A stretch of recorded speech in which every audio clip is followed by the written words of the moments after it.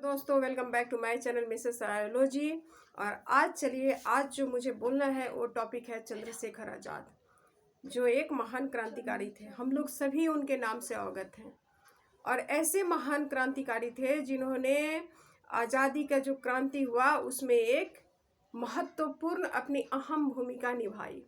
उसी क्रांतिकारी को चलिए आज उस महान और शक्तिशाली क्रांतिकारी को चंद्रशेखर आज़ाद जी को उनके पुण्यतिथि पर विनम्र श्रद्धांजलि है। दोस्तों, दुश्मन की गोलियों का हम सामना करेंगे, आज़ाद ही रहे हैं और आज़ाद ही रहेंगे। सोचिए, जिन्होंने माँ की ममता को ठुकरा दिया, बाप के प्यार को ठुकरा दिया, किसके लिए? देशवासियों के लिए। एक बार सोचते ही आंखें नम हो जाती है कि आज हम जिस आज़ाद हवा में सांस ले रहे हैं, एक बार उनकी महक जो है हमारे अंदर जरूर जाती होगी। जिस आज़ाद हवा में आज हम सांस ले रहे हैं, एक बार उनकी जो महक है हमारे अंदर जरूर आती होगी कि आज़ाद हैं तो किसकी वजह से, आज़ाद हैं तो किसकी वजह से, आज़ाद हैं तो किसकी वजह से। आज़ादी के हर एहसास में उनकी एक आवाज़ है, तुम मुझे खून दो और मैं तुम्हें आज़ादी दूंगा। कुर्बानी की वजह से आज़ाद हैं। कितनों ने कुर्बान किया? बहुतों ने कुर्बान किया, जिसमें एक महत्वपूर्ण नाम उस क्रांतिकारी का है जो चंद्रशेखर आज़ाद हैं। ये मूलतः जो पूछिए जाति से ब्राह्मण थे। इनका मूलतः नाम जो है चंद्रशेखर तिवारी था, जो कि क्रांति के बाद जब इनकी आज़ादी में, जब क्रांति में जब इन्होंने अपना रोल अदा किया, उसके बाद इनका नाम चंद्रशेखर आज़ाद रख दिया गया। इन्हें आज़ाद की उपाधि दी गई। 23 जनवरी 1906 को उनका जन्म हुआ। किस गांव में? भावड़ा में। भावड़ा में पढ़ाई लिखाई में तो काफ़ी तेजस्वी थे। कहते हैं ना कि जितना भी कोई तेज हो, जितना भी टैलेंटेड हो, जितना भी महान हो, लेकिन ज़िंदगी अपना एक रास्ता ढूंढ ही लेती है। माँ बाप के लाख मना करने पर भी उन्होंने क्रांति को ही गले लगाया। सोचिए, वो माँ भी कितनी महान थी और वो पिता भी कितने महान थे। और सबसे महान तो आज़ाद थे, चंद्रशेखर तिवारी जी थे, जिन्होंने आज़ादी के लिए ही पूरा अपना सर्वस्व न्यौछावर कर दिया। 14 साल की उम्र जब उनकी थी ना, 14 साल की जब उनकी उम्र थी, तभी वो क्रांति में कूद पड़े।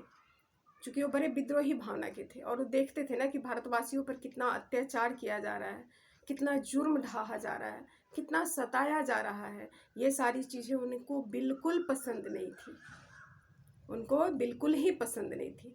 जब वो बम्बई गए ना, तो अंग्रेज़ों की ही ज़माना चल रही थी, तो जब वो बम्बई गए तो उनको जहाज़ के पेंटिंग का काम मिला कॉन्ट्रैक्टर के अंदर। लेकिन कहाँ, वो तो रियल हीरो बनना चाहते थे, इंडियन रियल हीरो हम उन्हें कह सकते हैं। तो रियल हीरो बनने के लिए उन्होंने क्या किया? सब कुछ छोड़ दिया। लेकिन दमन नीति उन्हें बिल्कुल ही पसंद नहीं थी। बिल्कुल दमन नीति उन्हें, अत्याचार वाली नीति जो थी, सब पर अत्याचार करना, सबको सताना, सब पे अपने क्रूरता का एहसास जो है अंग्रेज दिलाते थे, है ना। तो उनको ये सारी चीज़ें बिल्कुल ही पसंद नहीं थी। वो सोचते थे कि कब हम आज़ाद हवा में सांस लेंगे, कब हम आज़ाद माहौल में जी सकेंगे, कब हम आज़ाद होंगे। आज़ादी लेनी ही है, जिस कदर हो, जिस तरीके से हो, चाहे जितनी भी कुर्बानियाँ क्यों न देनी पड़े, लेकिन हम आज़ाद होकर ही रहेंगे। तभी उन्होंने नारा दिया कि तुम मुझे खून दो, मैं तुम्हें आज़ादी दूंगा। तुम मुझे खून दो, मैं तुम्हें आज़ादी दूंगा। लेकिन उन्हें आज़ाद होकर ही रहना है, उन्हें आज़ादी ही पसंद है। वो नहीं चाहते थे कि पूरे भारतवासियों के पैरों में हमेशा पूरी ज़िंदगी गुलामी की बेड़ियाँ बंधी रहे और वो गुलाम होकर ज़िंदगी जीते रहे। गुलामी की जंजीर जो है हमेशा उन्हें दस्तक देते रहे, जिसके वजह से इतनी कम उम्र में ही वो आज़ादी की लड़ाई में, क्रांति में शामिल हो गए। सब कुछ छोड़ दिया, सब कुछ न्यौछावर कर दिया, सर्वस्व लुटा दिया अपना, यहाँ तक कि जान भी ना बची कि उस आज़ादी का एहसास उस बंदे को हो जिन्होंने आज़ादी के लिए इतनी कुर्बानी दी। आज़ाद कौन है? हम। आज़ाद कौन है? हम। आज़ाद कौन है? हम लोग। आज़ाद कौन है? हम लोग। लेकिन जिन्होंने आज़ादी दिलाई, उन्होंने तो आज़ादी की एक सांस भी नहीं ली। पूरे दुनिया को आज़ाद कराने के लिए। भगवान, अगर देश में ऐसे बंदे हो जाए ना, तो आज भी हम जो है ना, आज भी जो हम हैं, आज़ादी से रह सकेंगे। लेकिन कुछ गिने चुने ऐसे जो होते हैं ना लोग हैं, जो पूरी ज़िंदगी दूसरों की तबाह करने में ही उनको बहुत आनंद आता है, मस्ती आता है। लेकिन सोचिए चंद्रशेखर आज़ाद जी कैसे थे कि पूरे दुनिया को, पूरे देश को, पूरे लोगों को, पूरे भारतवासियों को आज़ाद करने के लिए सब कुछ अपना लुटा दिया। आज़ादी की भावना उन्होंने सब में भर दिया। जितने भारतवासी थे सब में उन्होंने आज़ादी की भावना भर दिया। चूँकि उन्हें दिखावे में बिल्कुल विश्वास नहीं था, वो अपने कर्म में हमेशा विश्वास रखते थे।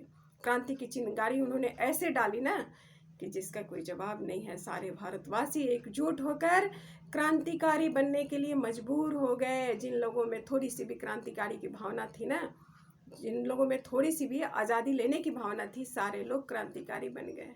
और क्रांतिकारी बनकर सर्वस्व लुटा कर भी देश को आज़ाद करके ही छोड़ा।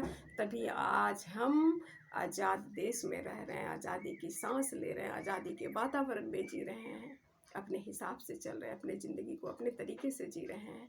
अन्यथा फिर तो वही जुर्म, वही अत्याचार और वही सलाखों के पीछे दिन गिनने वाली ज़िंदगी आज भी हमारी होती अगर हम आज़ाद ना होते तो एक बार चलिए श्रद्धा भरी विनम्र श्रद्धांजलि हम लोग चंद्रशेखर आज़ाद जी को देते हैं।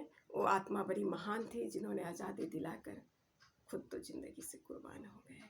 महान आत्मा को श्रद्धांजलि, कोटि कोटि श्रद्धांजलि, विनम्र श्रद्धांजलि आप लोग सभी देते हुए चलिए इस आज़ाद देश को हम लोग जो है ना, हम लोग मिलकर एकजुट होकर अच्छा राष्ट्र बनाएं, अच्छा देश बनाएं, अच्छे लोग जो हों, अच्छे लोग हों। और इसी चंद पंक्तियों के साथ आपकी रंजू बिटिया आप सबों से विदा लेती है। जय हिंद, जय भारत।